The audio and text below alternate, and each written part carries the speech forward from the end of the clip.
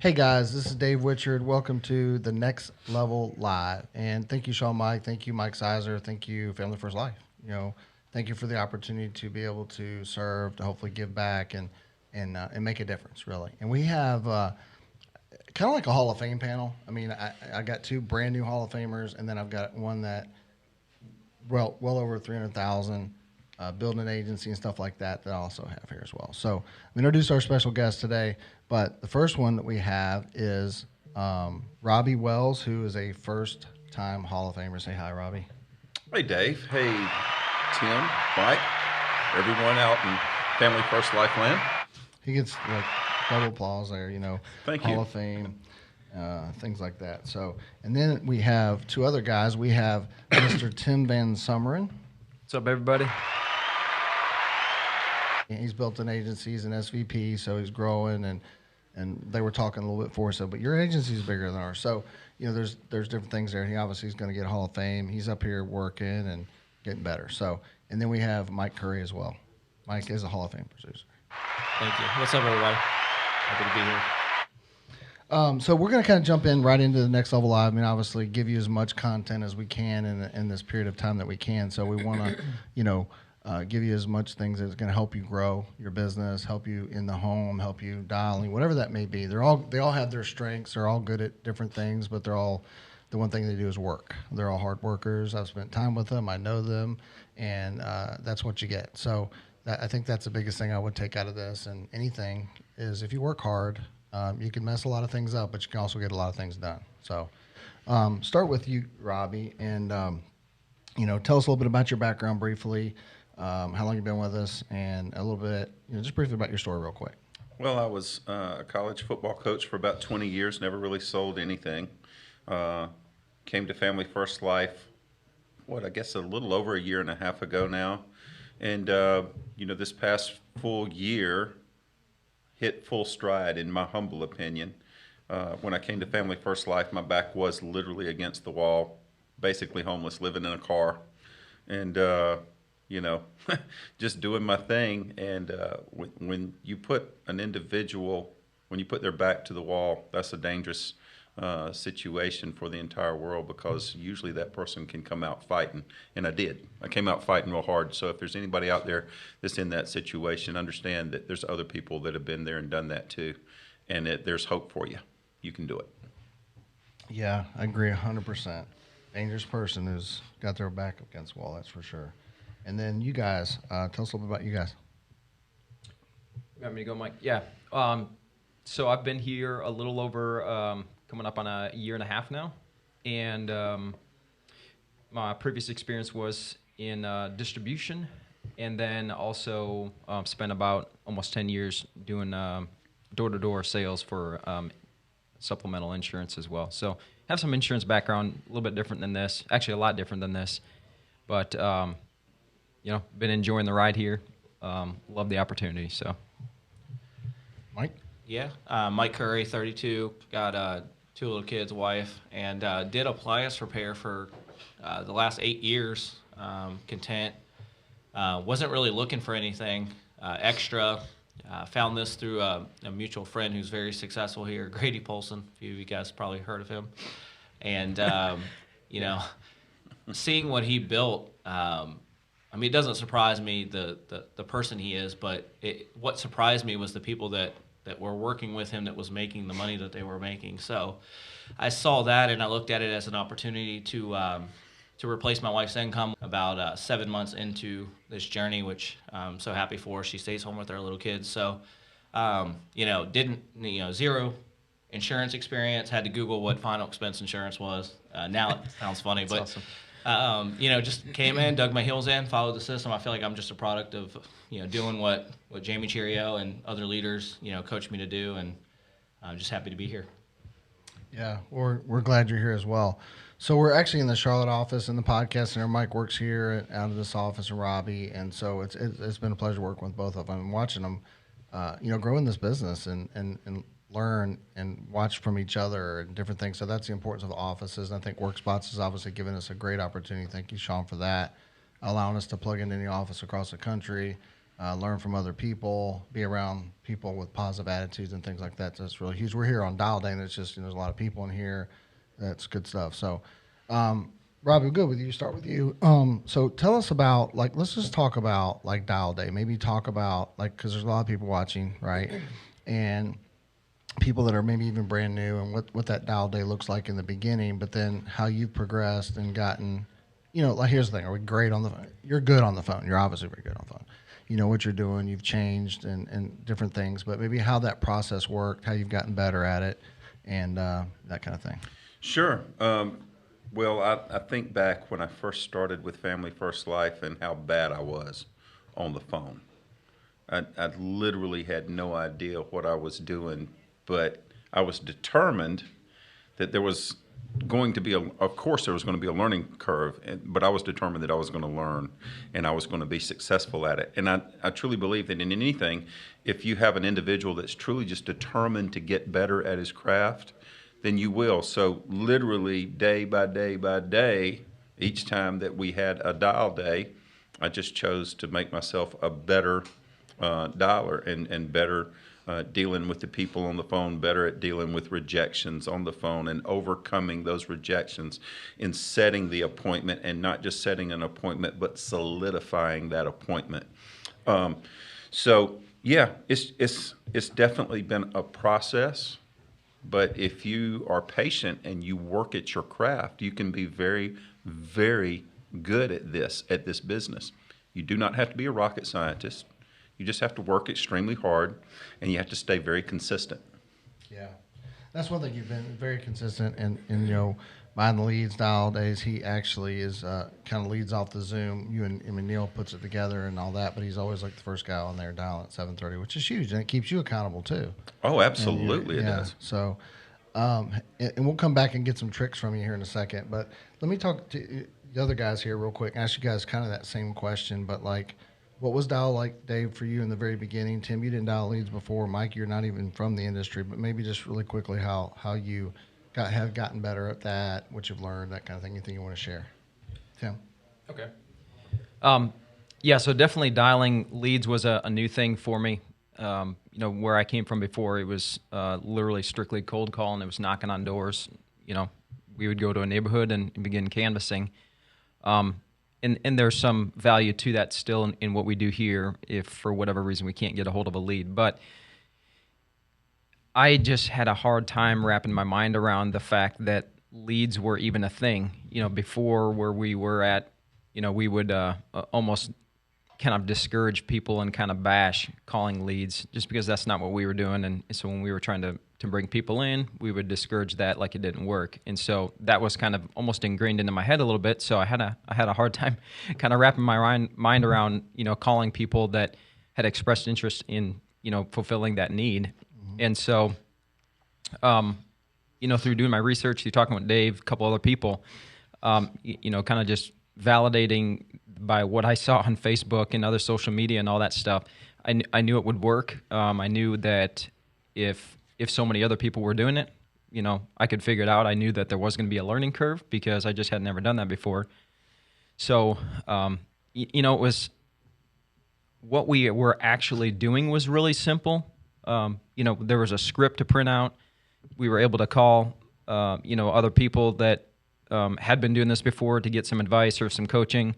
So the actual act of dialing and memorizing a script and stuff was not very difficult, just because there was kind of the roadmap and there was structure in place already. Which I think about, what it would be like 8 years ago trying to do this without the structure in place. I think that'd be pretty hard. So I do always think about the people that did this before, Sean and kind of the Andrew Taylors and the Paul McLeans and Mark Meads and things like that, just kind of paving the way. Very grateful for that. But anyhow, so when we're looking at doing this, pretty quickly, I knew that the key for me was to surround myself with people that were already doing this well. So for me, when Dave said, "Hey, jump on the Zoom dials, get on this schedule where you were on Mondays and Thursdays," I was like, well, why wouldn't I do that if I've never done this before? Mm-hmm. I'm wanting to learn how to do this effectively. Why would I not do that? And to this day, when we coach people and we bring them on board and we tell them, hey, get on live dials, surround yourself with people that are doing this well, it just boggles my mind why people don't want to do that. So anyways, I did that. Yeah. You know, the process is pretty simple. So pretty quickly, you know, I was able to begin to book appointments. Ironically, I'm actually up here in the Charlotte office this week doing a little bit of training with some of the key guys up here, Robbie being one of them, Mike being the other one, to learn how to get even better on the phones. I want to become more efficient on it. So anyhow. Well, and that's great stuff. So, like, the thing about it is we are a team. But listening to Tim, it makes so much sense. And I think if you're watching this and you're brand new, or you haven't written Hall of Fame, or whatever the case may be, you know, you're listening to three guys that I know are all teachable and coachable. Now, different levels of how long it takes them. Robbie's a little bit hard. He would admit to that. Mm-hmm. It might take him a minute longer to process certain things, but he does listen, and he is teachable and coachable. But these guys are the same way. And so why, just what Tim said, why would you not get on Zoom dials? You're going to hear Mike talk about Zoom dials, how important it was to him. So I'm looking at our Zoom dials in front of us right now that's going on right now. There's 100 people on it. So does that mean all 100 are wrong? I mean, there's a reason why it works, right, Mike? So talk about how important that's been for you as well. Yeah, absolutely. I think, you know, early on when I, you know, first started working with Jamie, he set the structure that when we dial, we're on live dials. And I think that, you know, somebody, like, I just never questioned it, right? So if you set the structure with somebody brand new that this is what we do, you make it weird that you don't do it, right? So, you know, some of those things like, you know, be dialing by 8, be on live dials, unmute for coaching, and take constructive feedback criticism, right? Because, like, you may think you're saying something a certain way and you're not, you know, but somebody, you know, in my, you know, situation, Jamie, right, who had been dialing really good on the phone, can say, hey, Mike, say it this way. And then now the person isn't hanging up. So, you know, it comes back to, like, we're investing our money into leads, right? We're investing into people to call. Like, why wouldn't you want to maximize that investment? And that's something I've never understood. Like, you come here and you drop a nice, you know, chunk of change on leads. I want to get as many appointments as I can. And I think that's another thing. Like, you have to set minimums with yourself, even brand new, right? Like, obviously, you know, my goal is 15 appointments, but if I get 15 appointments, I don't stop at 15. Like, if it's 2, 3 o'clock, like, I'll keep going, because the more appointments, the more money I can make, more families I can help. So I think it just comes back to setting structure and then following that structure, right? Because a lot of us, especially myself, came from a job, right? So it's like, I knew, hey, Mike, you have, you know, 10 appliances to fix today, right? So, like, I knew my job. I knew each house I had to go to, what I had to do. So setting structure for people, be on live dials, certain amount of leads, be dialing by 8, and follow the system. Like, I think it really helps people grow really fast. Yeah. And you say by 8. Robbie, when do we start? 7:30. Right. And that's right. okay. I'm not beating him up, but here's the reason why. You know, if you know this, but the reason why is because when I was very first starting, which we actually have Easton on here down today, but it reminds me because Dom had his dial team and he was out in California, obviously, but, you know, Paige, I was on their dial team, and I found out why, and the reason was him and John Whitmore had talked about it, and he said, well, how many appointments is the most you book in an hour? You've heard this probably, right? Right. And what's the most you've ever booked in an hour? Probably 4 or 5. 4 or 5. So let's just say it's 4. So that's 2 appointments, right, every morning, which Robbie does that a lot, by the way, from 7:30 to 8. Do you all dial, or is that just the time that you pick? I'm just curious. Yeah, that's just a time. I'm in my chair by 7:30. Yeah. Sometimes I'll dial right before. I just pick 8. There's certain reasons why, but yeah, I just dial at 8. And that's okay. Yeah. The personal reason is fine. Yeah. But what I'm saying is, what we figured out is, like, when he did that math and you start looking at, okay, if he books 2 appointments every time from 7:30 to 8, do that over a year, that's a whole lot. Well, Yeah. today from Yeah, you did. 7:30 to 8, Yeah. it's 2 appointments. Yeah. Yeah. So maybe Mike will start dialing at 7:30 now. I've really got to catch up then. Hey, I did great. want to add something real quick to something interesting I thought about when Mike made his comment. When he said, you know, I came from refrigeration repair, right? Yeah. He said something that was very interesting to me, because this, I think, when you boil everything we do, kind of boils down to this. But he said, hey, you know, when I started at the beginning of my day, I had 8 to 10 appliances that I had to fix, right? And that's the situation that most people come to us from, is they are dictated to. They come from a regular 9 to 5 where somebody else tells them what to do. So there's no option for what they have to do if they want to keep their job. And so a lot of times people have a hard time transitioning to coming from a situation where other people are telling them what to do. They are dictated, their schedule's dictated to them.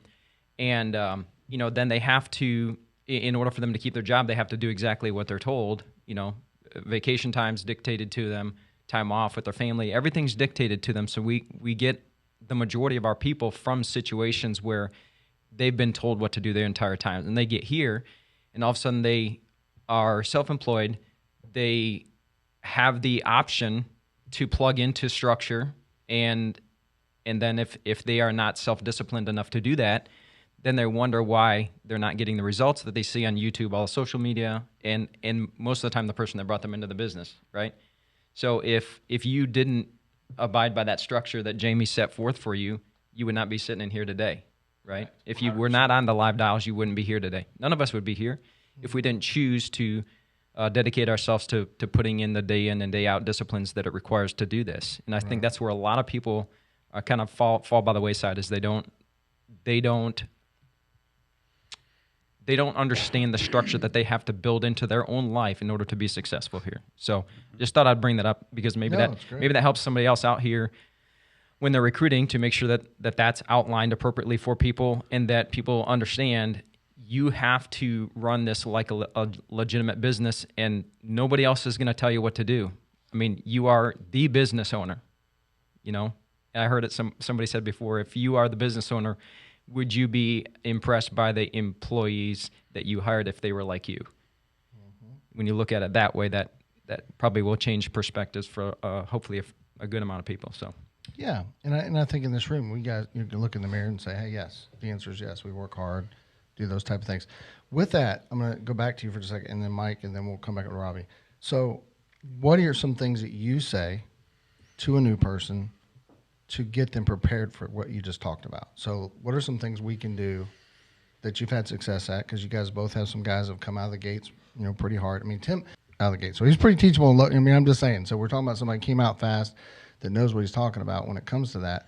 But what are some things you did? You obviously listened. He dialed, like he said, so we don't have to go back to that. But what are some things you're saying to get your guys started that to get them prepared for that? And then, Mike, same thing with you, because you've got, a couple guys in this office are doing that. Yeah, sure.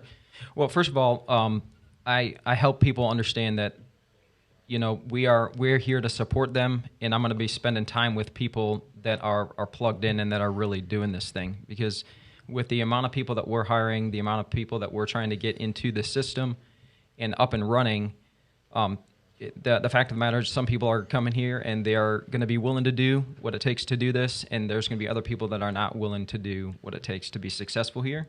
And so when I'm talking with people, I help them understand right up front that, first of all, if they're going to be receiving like my time, I mean, I'll help anybody that wants to be helped, of course. So I'm not saying that we're not going to help people.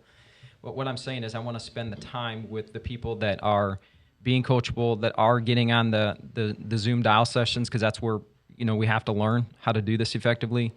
So, I mean, that's the first thing, is for them to be able to be coachable enough to do, the dial teams, to, buy the leads when we have the lead discussions about how many leads or what kind of leads, that they actually go and do that. And then they, I think one of the big things that we do pretty good at, but I think, people need to embrace a little bit more, is probably how to spend the money that they're making in the beginning effectively to continue to help their business run.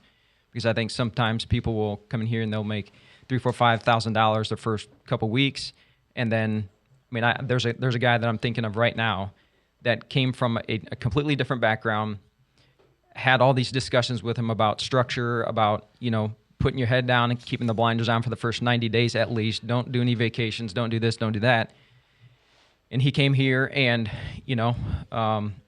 did pretty well his first couple weeks, made some money, ended up literally going to Disney World, which if you've listened to any podcast, that's a token joke thing that we always tell people not to do. But they literally did that. And then they came back, had a couple of chargebacks, which is part of the industry, right? And then went and made a little bit more money. And then 2 weeks later, went and spent about another 3 or 4 days up in the mountains with his family. And I was like, hey, you're putting yourself in a precarious position because you need to keep your business going, you need to keep funding it, things like that. So I guess to go back to your question, helping them to understand that, what the actual hard work is going to look like in the beginning, realistically what it's going to take to do well here, go through what a schedule is going to look like in the beginning, how that's not going to be the same as it is long term. They're going to get better at this. They'll spend less time, on dials to get the appointments they need, or they book up, like Mike was saying, just, booking more appointments to even do better. So I think just talking to them openly and honestly about the structure that they need to have and the time that it's going to require for them to put in to do this effectively, if they want to make this a full-time deal and they want to win at the level that they see all these other people winning at. Yeah, that's really good. And so, Mike, maybe you can talk about too, from that angle. But I mean, we have to do a really good job of that. We really have to explain to people that you need to save that money. You need to put it away. No, I'm not saying save a couple $100,000 like we talked about, but just have enough there. Understand there's going to be a chargeback. There's going to be those type of things that are happening. And if you run a real business, like if you had run a restaurant and you don't continue to buy food, the restaurant's going to close, right? Right. So we got to make sure we have that. But what are some things you're doing that you've seen that's working? I noticed I heard you call and then you started having, hey, it's this, that, whatever. And so my first thought was, and I didn't say anything to you, but I'm just wondering y'all's opinion because you're still dialing, regularly. But with a new agent, do you think it's easier for them to just be clear, straightforward, boom, boom, boom? Because, and I think that's something we have to, and maybe you're doing this because I'm not on there all the time, but some guys are just good. Like Robbie's really good at booking appointments. So are you guys. So you guys can overcome that. But can we talk about the simplicity of keeping it simple, but then talk about how you've grown and, just some of the tips that you've learned that could help somebody as they're starting to dial? Because that's 85% of what we do, and you're really good at it. Well, yeah. I'm not nearly where I was a year and a half ago. I was not very good on the phone at all. But with anything in life, if you put in the repetition, you put in perfect practice, because practice does not make perfect. Perfect practice makes perfect. Okay, anybody can go through the motions. We don't want to just go through the motions. We want to get better and better and better at our craft every day. So what I did on those Zoom calls is I started listening to some of the best agents in this business and some of the things that they were doing. And I was taking a little bit from each one of them, but at the same time using my own signature to make it my own. One thing that I did start noticing probably a little over a year ago now was that I was getting a lot of hang-ups. People were hollering and screaming, why y'all keep calling me, this, that, and the other. So I was like, you know what? And I sat home one night. I took a pause. I just sat back and I said, I've got to do something that's going to disarm these people and get go on these calls. Because, some of the leads are exclusive, but some are not. Or, if they filled out several different questionnaires online, then they're getting telemarketers calling them, whatever. So the very first thing that I'm going to do when I get them on the phone is to say, hey, Tim, this is Robbie, and I'm not a telemarketer. That's the first thing I say. I'm your local, and I say local about 3 or 4 times in the conversation. I'm your local underwriter, and I'm right here in Fort Mill. And I even, if they're real close, I'll tell them the highway that we're on, making it really, really personal. And then I'll switch over real quick. I'll say, the reason I'm calling you, one of the girls in the office just put your information on my desk. And I look at the lead and I say, this information looks like it came from a questionnaire that you filled out online that possibly got a bunch of telemarketers calling you about life insurance. Have they been calling you? And then they're like, yeah, they've been calling me left and right, blah, blah, blah. And then I just kind of, flow right in there with them and say, you know what? They make things tough on us local guys. Again, I say local. Yeah. And then I say, since I am local, I said, I'd love to do some homework for you and help you if I possibly can. And then I just go straight on into asking my questions. Were you looking at leaving something to the family, or is it more for final expenses when you fill this out? They'll tell me, and as soon as they tell me that answer, then I know I can go straight into the next one. Do you smoke or do you not smoke? Any major health issues with your heart, cancer, diabetes, anything like that?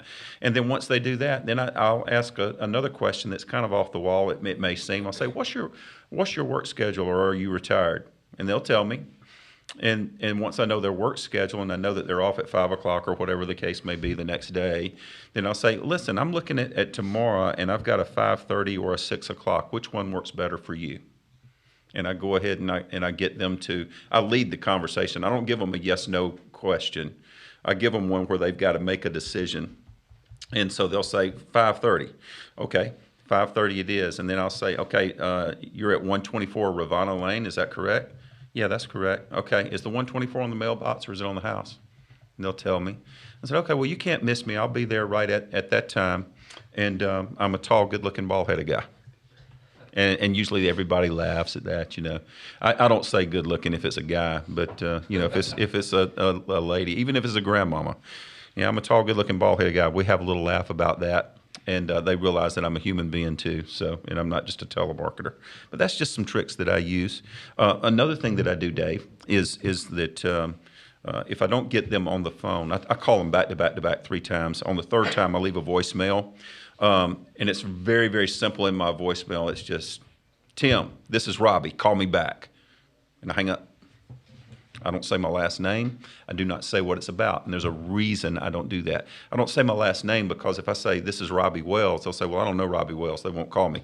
If I say, this is Robbie from Family First Life, they're going to say, oh, he's a telemarketer. So they're not going to call me back. So I just say, Tim, this is Robbie. Call me back. The curiosity in a lot of people will actually get them to call you back. But I take it a step further because a lot of people do not listen to their voicemails anymore. How many of us have actually gotten to the voicemail that says you can't leave a message because their voicemail's full or it's not set up yet, because people don't listen to their voicemails that much anymore. So I leave the same exact message in a text. Tim, this is Robbie. Call me back, and I text it to him. And I get all these people calling back, texting back. In fact, they'll say, Robbie who? And so I just answer that question with a question. And I'll basically take a picture of their lead, and I'll text it to them, and I'll just say, is this you? And they're like, yeah. A lot of them were like, yeah, that's me. How'd you get my information? And then I'll just use this because I want to get them on the phone then. I'm still not going to tell them who I am. I'll say, listen, I'm on the phone right now with my mom, okay? When you tell them you're on the phone with your mom or a family member, something like that, they know you're not a telemarketer. I'm on the phone with my mom. I will call you as soon as I get off the phone with her. And so I do not lie to her because my mom's 88 years old. I call her to check on her every day. So it gives me a reason to call and check on my mom real quick. When I hang up with her, then I call them back and I get them on the phone. I book the appointment. So either way, I'm going to get them on the phone. I'm going to book the appointment.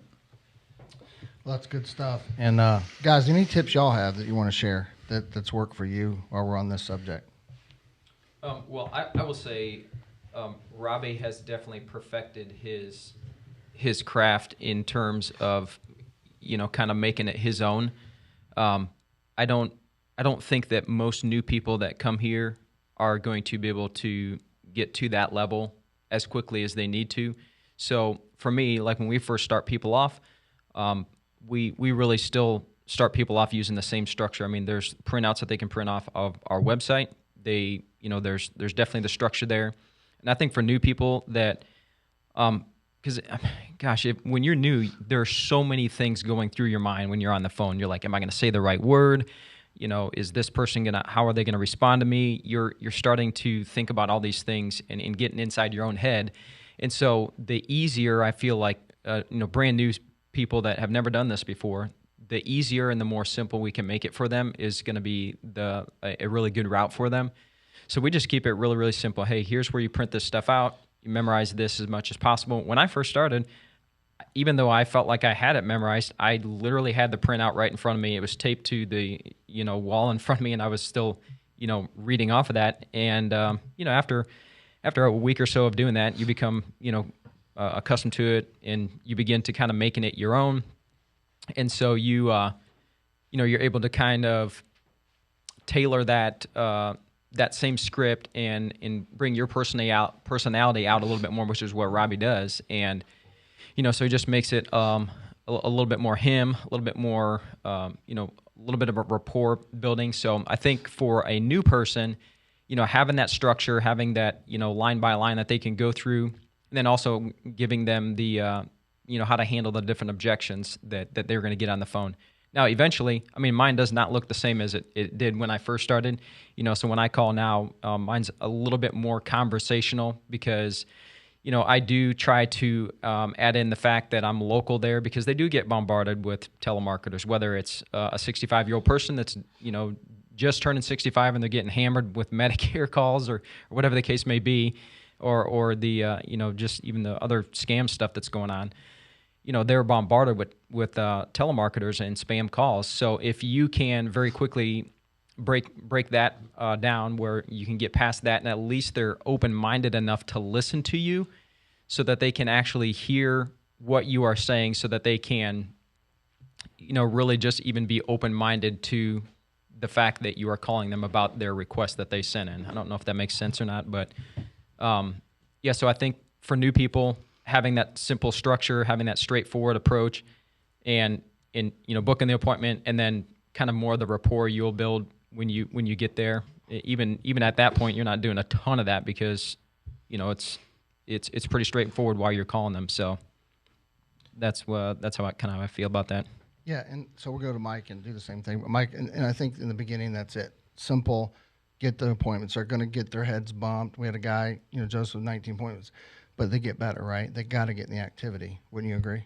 Yeah, 100%. So there's a couple things, and I actually Daniel Broadway, FFL Distinction, got to give him a shout out. So he changed my life with the phone script. So shortening it up, more of a conversation. I had an agent actually that was in here probably a couple months back, maybe 6 months ago now, and Daniel, if you guys know Daniel, phenomenal guy, very teachable, very good teacher, and he had an agent of mine in here, and we were running through the phone script, and I've done this ever since with new people, and even have to go back and do this myself, but we have our scripts in front of us, and I have mine, and I reference mine all the time just to stay on track, but the guy, the agent, was struggling because he was reading it, and we can sound very scripted.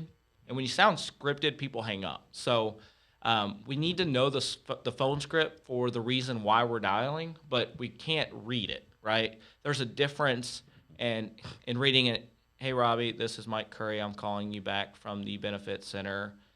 My job is pretty simple. I'm going to be coming out tomorrow, like whatever you want to say. But versus having an actual conversation. So what he did was, hey, tell me a story, like say you're a football fan, whatever. Tell me about your favorite team and how you learn to like them. How'd you randomly like this team, right? And then what you do is you start like having a real conversation. Well, I was real young. My dad used to have the Cowboys on the TV all the time, and growing up, that's all I knew. My dad liked them, and Troy, won Super Bowl, like whatever that is. But like what people find themselves doing is they're actually talking, right? So that's how the phone script should be. Like when we're calling them on the phone, hey John, hey, this is Mike Curry. I'm just calling you back, man. I got this form that you had filled out. You were requesting some life insurance information. Just needed to confirm that delivery address for you, the 123 Main Street. Is that an old or current address for you? Current. Awesome. And like I said, I'm just the underwriter they have getting this out there to you. And it's pretty simple. They just have me running through some eligibility questions to let you know what you qualify for. And it usually takes like 10 or 15 minutes. They got me out there helping a bunch of families tomorrow and Wednesday. And I don't have a lot of time, but I'm going to be able to squeeze you in. Are you still working or retired? Right? Like you just, and no matter the objection that they tell you, you answer it. So agree, acknowledge, I might have this backwards, but it's like agree, acknowledge, agree, and ask a question, right? Mm-hmm. So I'm not interested. No problem, John. I'm actually not interested either. So it's pretty simple. I'm just required to get this out there to you. Like I said, it takes 10 to 15 minutes. Got to run through the information with you and let you know what you qualify for. So again, I'm going to be out there anyway, down the street from you. I just need to find out, are you still working or retired? So whatever they say, you go back into the script wherever you are and re-ask the question, right? Same as Robbie. When you ask the working or retired, they say working. Okay, what's the latest you get off on a Tuesday? What's the latest you've ever? If you say latest, right? Usually around 6. Got it. Okay, so looking at the schedule here, like I said, I'll be down the street from you pretty much all day working in your neighborhood. Got a 6:30 or a 7:15. Which one do you want? 7:15. Perfect. Got you down here. And then you go in and finish the phone script. It's all the same. But at the end of the day, it's a conversation. You're calling somebody. You just need to know, like, I'm coming over, right? They filled out the form. I'm calling to verify the information. First of all, we want to make sure the address is right. We want to make sure they know who I am and that I'm coming, when I'm coming. Like, we want to make sure they know when I'm going to be there. Spend all your time. Like, I spend all my time on my phone script. After I confirm it, it's tying it down, right? Yeah. If some you can sense if someone's a little like, well, I might be there. Well, look, man, I'm going to be out there, and this is really important. I've got a lot of families that I'm going to be seeing, and I need to make sure you're going to be there at 3 p.m. because, give me a 10-minute window, but I'm going to be there. And it takes 10, 15 minutes. I have to run through this with you. Okay, yeah, I'll be there. Okay, yeah. Like, put urgency and make sure they know that, like, you're going out of your way to make sure that he's taken care of. Some tie downs, color. Everybody knows this stuff. It's all over, FFL America and different websites. But, color the house, mailbox, park on the street, in the driveway, whatever you want. Big dogs or gate codes, I like that. A lot of times I'll ask, is this a house, apartment, or mobile home? Right? Because if it's a mobile home, I want to know if there's a lot number. If there's an apartment, I want to know if there's a building number and an apartment number, because apartments can be really confusing sometimes. Sure. Right? 123 Main Street may take you to a massive apartment building, and there might be 15 apartment A's, right? And that's not fun. And then they don't answer the phone when you're there, right? House, any gate codes. Depending on where you live, there's a lot of gate codes. And like, you want to make sure that you get that information up front. So I think it's when you run through the phone script, it's know why you're calling, but make it a real conversation. I don't say the same thing every single time, because no two people are the same. And it's actually the same thing in the home. I'm not going to get into that, but it's the same conversation in the home.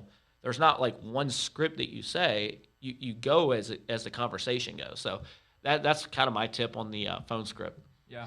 I would say too, like, that's the goal that we want people to arrive at, is to know the script and it be simple enough so they have the skeleton or the structure of it, but then they can sound like a real person on the phone with the other person. Right.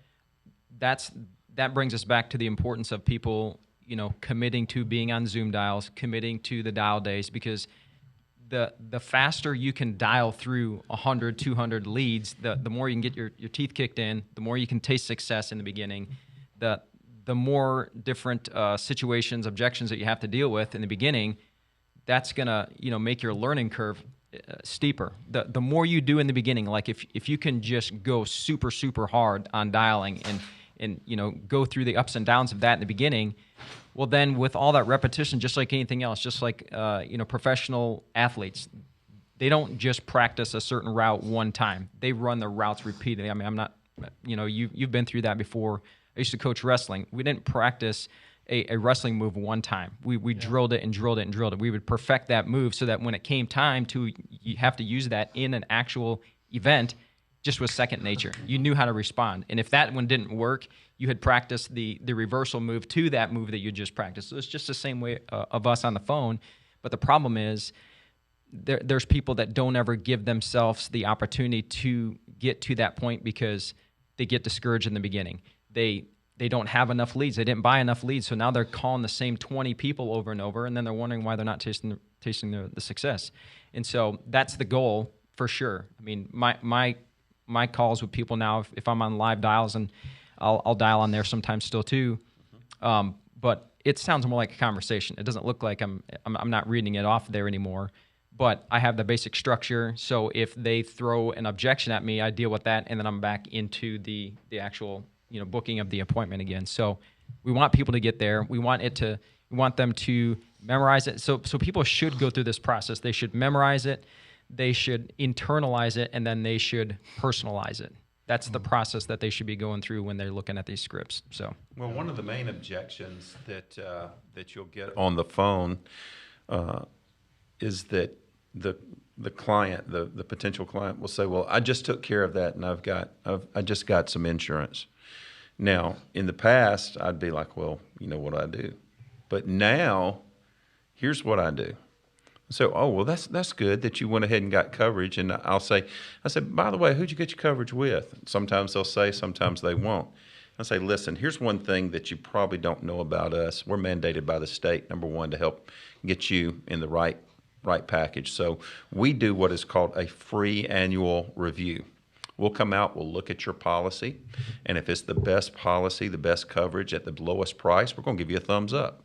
But we also work with about 25 other carriers that are all A-plus rated, such as Americo, AIG, John Hancock, Aetna, so forth, so on. I said, and what we're going to do is we're going to compare what you've got to the coverage and prices of all these other ones. And we're going to find out if one of these is going to be a better fit for you and save you more money. And if so, we're just going to point you in the right direction so you can get that and save you that money. And with that, then I just go into what time works better for you tomorrow, 4 o'clock or 5 o'clock? And then they'll say, oh, okay, you're going to do a free review? Yeah, we're going to do a free review. Oh, 5 o'clock works good, or whatever. And then you just book the appointment. But that's what the main objection that I've had to deal with lately. So just keep that free annual review in your back pocket and start using it. Yeah, that's good. And I think that's the thing. You got to fight for the appointment. You got to understand. I think why we do what we do is to protect the families, right? We have to understand that the end user, listen at me, but the person who's filling out the form is asking for our help, and it's our job to get them covered because we don't know what tomorrow's going to bring. They're one prescription away from not being able to get covered, especially the same way. Something bad could happen to them. They get in a wheelchair, hospital, whatever the case may be, or they could just simply die. It happens. My first claim, I remember I wrote, it was less than 6 months. I mean, Mike had one was how long? Few weeks, right? Yeah, it was 14 days after. Yeah, 14 days. So I had that happen too. Right. So the sense of urgency has to be by you, and I think that's the thing we have to tell them over the phone. We have to tell them what they need, and then we go in the home, right? Let's talk about that a little bit. We spend a lot of time on the phone, but I think, again, if we spent 80% of this podcast, which we have, on the phone, that tells you how important that is, right? That also tells you about the lead spend needs to be 1,000, 1,500, 2,000 a week. Hall of Fame, 2,000, 2,500. Would you agree about that? 100%. That's about average. And that means 1,000 or so per dial day, just making sure you have 100 plus leads. And you figure out the lead flow. There's different. All these guys have multiple lead sources. It's not one. Mike, I just dialed on last Monday, had a couple different sources and booked some appointments. And then I went in the field the next day. And then yesterday I did telesales. So you can never be bigger than what you're asking other people to do either. Like, I mean, I was blessed to ride Hall of Fame, but that's been over a year ago, so I haven't been in the field that much. But I'm not afraid. I'm not afraid to get out there and serve. Matter of fact, I'd rather be in the field than doing that. Doing this or doing anything, really. I just enjoyed it. I just like serving the people. So I think let's get to that part. What are some things you guys do in the home? Somebody's watching here. They're like, okay, so that I think the thing I'm trying to get at is the home part's easy, right? People have asked for our help. Now it's like, what button do I push to figure out which carrier is going to say yes, right? I mean, it's not like that deep. It's not rocket science like Robbie said, right? So let's go to, we'll go to you, Robbie, real quick. Maybe have 1 or 2 tips of things that maybe you say in the home as you first get in there, and then maybe how you set the table, and then we'll do the same thing with these guys. I briefly, when I get to the home, I'll build some rapport. Love your neighborhood, like your dog, love cats, whatever the case may be. Find something that we can kind of have in common. But you're moving quick through I that. move real quick, yeah, 30 seconds to a minute, tops. And then I go in professional mode, and because they have filled out a form wanting information on life insurance, they did accept my call. They did agree to an appointment. They did let me in their home. So once I'm in their home, there's a 99% chance I am writing a policy, okay? Literally a 99% chance. And I'm sure that it's the same way with the other guys sitting at the table in here. You've got to get in the home, and you've actually got to open up your iPad. But if that happens, you're writing a policy. So what I do is I quickly just tell them the layout of what's getting ready to happen, because I'm the professional. I'm the expert when it comes to the insurance. They're not. If they were the expert on insurance and if they were actually licensed, they never would have reached out to us for help. So I just let them know the ground rules, what we're getting ready to do. We're going to sit down. We're going to look through the financial discovery of things here, and then we're going to go straight into what best fits you as far as coverage and as far as budget is concerned. And then we're going to go ahead and we're going to put an application in. And before I leave here, you will actually be covered. Set to go. they'll say set to go. Sit down and we go for it at that very point.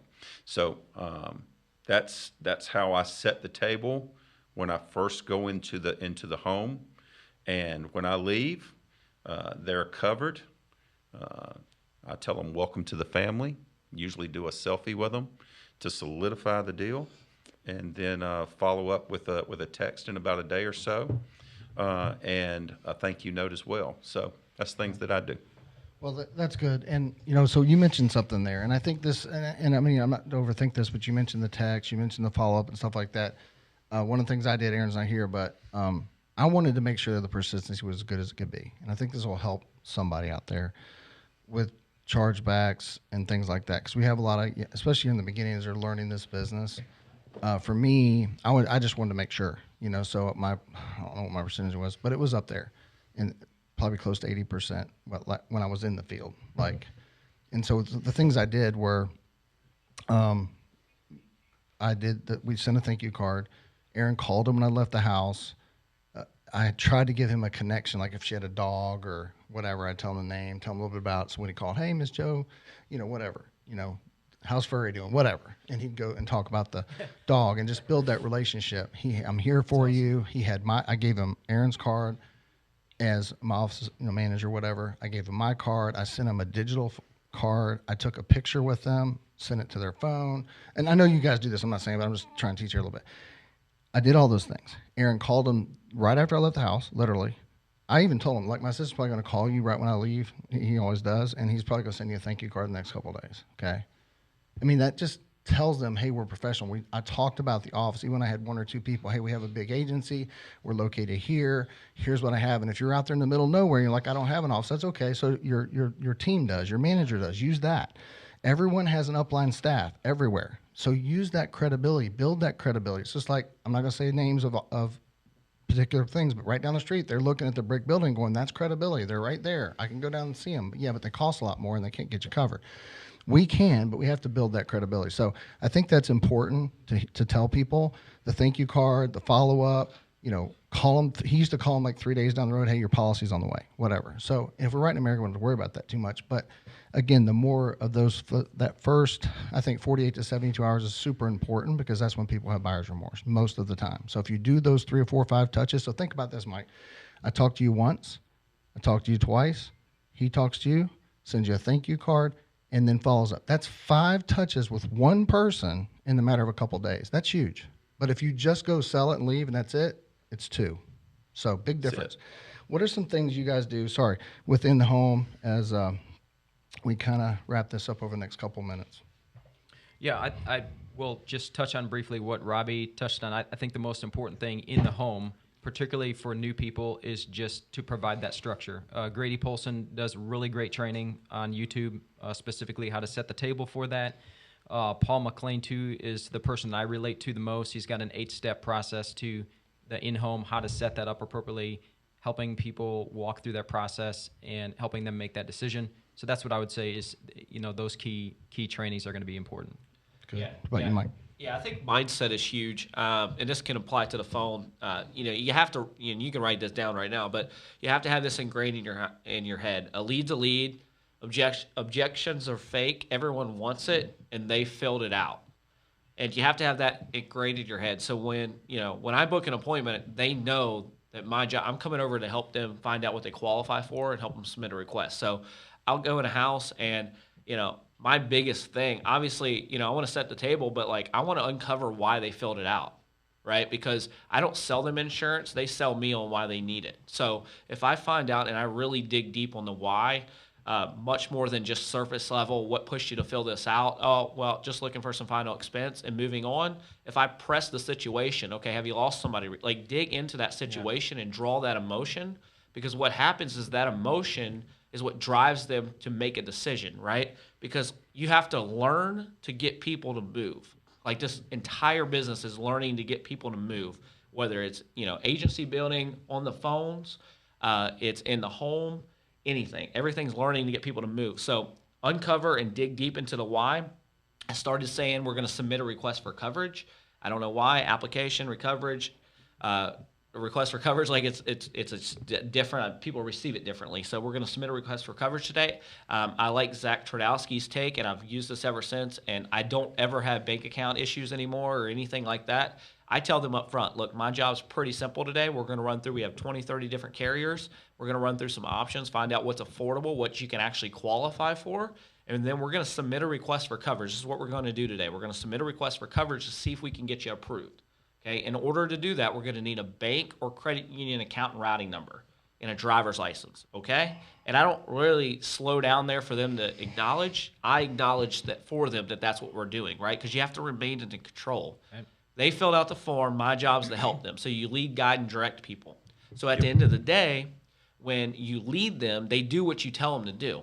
When I show them quotes, show them prices, when I show them products, I don't give them the opportunity. I tell them with confidence, this is what makes sense for them. I'm going to shop around. You use those key phrases, word tracks that covers up and keeps people from actually, giving you objections at the end. So that's kind of my in-home, and then you submit the request, and, it's usually always approved. Yeah, thank you guys. As we kind of wrap up here for time purposes, thank you. These things go very fast, actually, believe it or not. And so, again, you want to work with Robbie Wells, you look him up, Facebook, Mike Curry, Tim Vansumeran. We got Team Adrenaline, Valiant, and Blast Off, of course, FFL Velocity. Super excited to be working with these guys. Super excited to work with, Family First Life. Please register for conventions. Stop right now what you're doing. Book your flight, Figure out a way to get there. If you got to start walking right now to get to Miami by then, do that. Take a bag, grocery, whatever you got to do. That's how important this is. I heard Mike Curry say this, give him credit. Someone said, hey, I'm not sure I can go. And he said, hey, I've got 4 Super Bowl tickets. Would you like to go? And the guy said, yeah, of course I would. He goes, so then you can go then. The point is, it's bigger than the Super Bowl because they don't pay you. It just is. The national championship game is coming up on Monday. Go Dogs. Hopefully this will come out and they've won. But anyway, off subject there. But seriously, it's so important, and we have to support Sean's vision. We have to support the goals. $850 million is going to happen.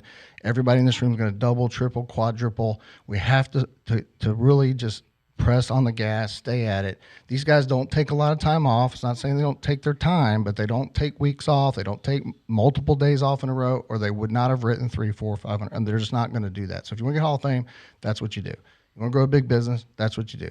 Give it one good year like that, and it's over, and you can be, integrity and things like that. So anyway, that's it. Thanks for being on today. We appreciate you guys. You guys are awesome. Reach out to them if you have any help, and we love you guys. Thanks for being on. Thanks so much.